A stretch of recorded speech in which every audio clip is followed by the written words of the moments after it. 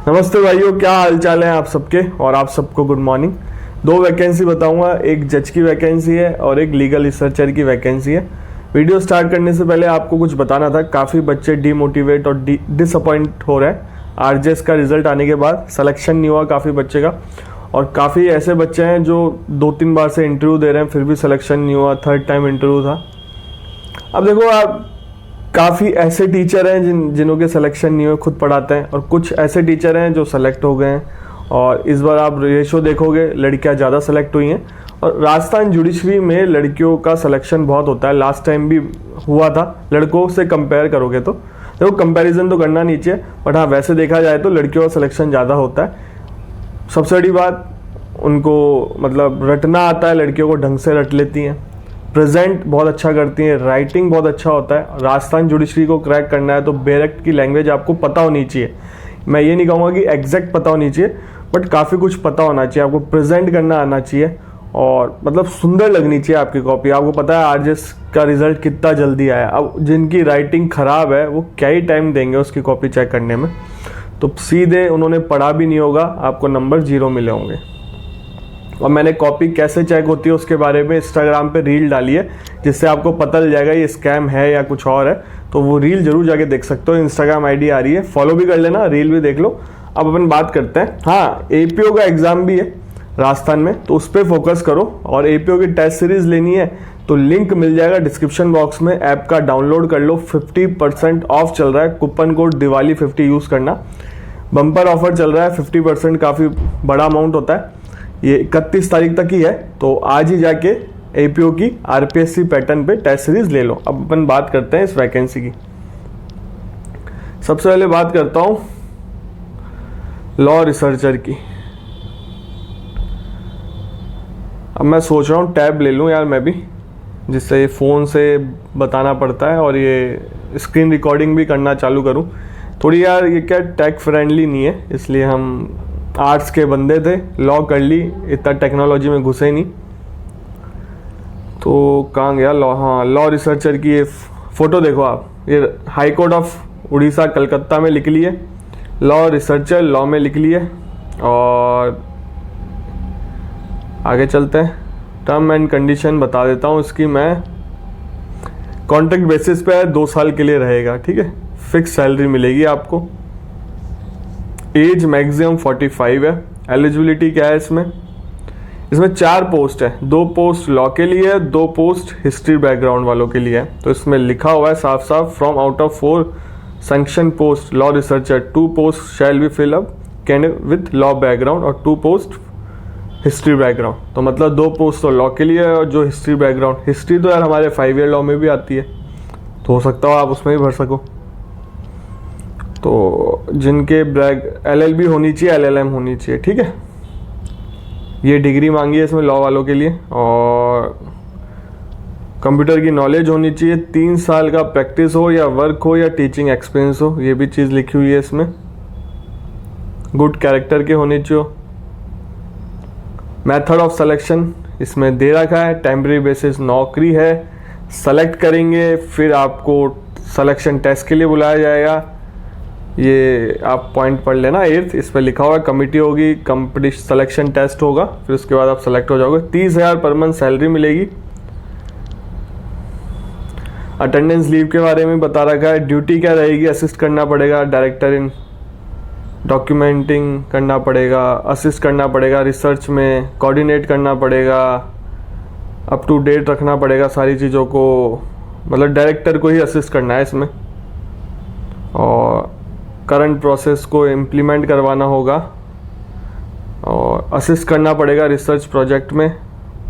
जो भी other work देंगे वो आपको करना पड़ेगा, ठीक है। लॉ रिसर्चर मतलब जो भी ड्यूटी आवर वही है जो गवर्नमेंट के रहता है।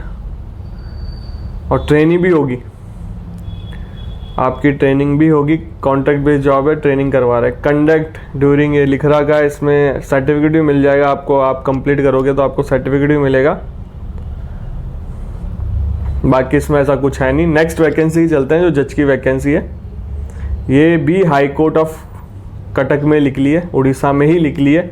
और ये डायरेक्ट रिक्रूटमेंट है डीजे कैडर के लिए। और इसका 6/11 से चालू होगा फॉर्म और 22/11/2024 अभी टाइम है, आपको पहले ही अपडेट मिल रहा है। जो भी DJ कैडर की तैयारी करते हैं फॉर्म फिल कर सकते हैं।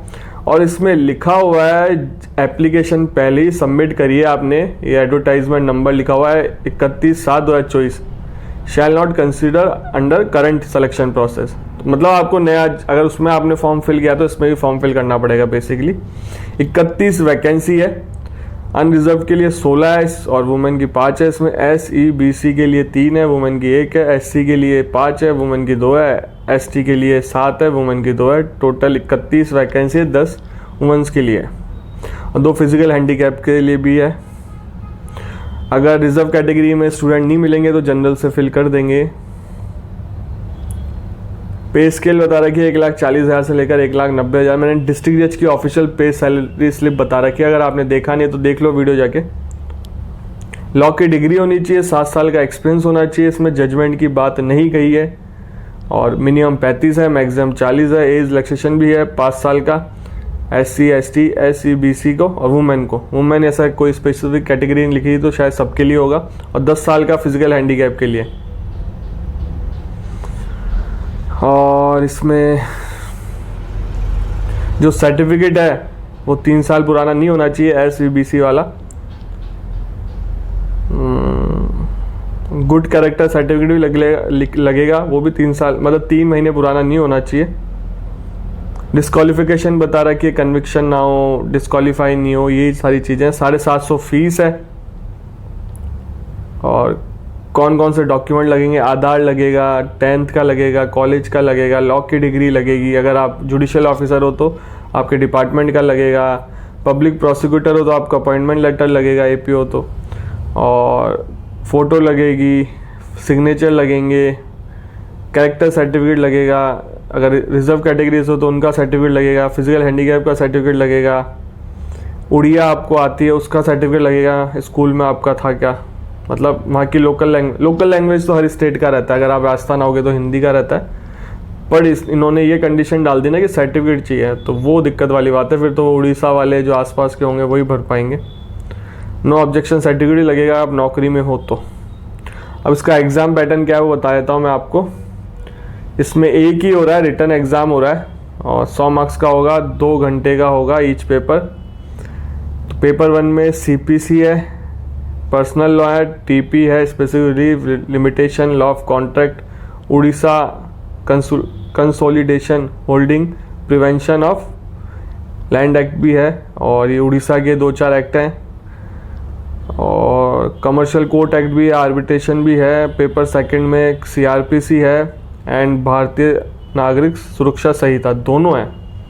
ये गलत है, बस बच्चों के साथ दिक्कत होगी, दोनों पढ़ना पड़ेगा। IPC और नया वाला भी है, इंडियन एविडेंस एक्ट, दोनों नया वाला है, पुराने ओल्ड दोनों पढ़ने पड़ेंगे।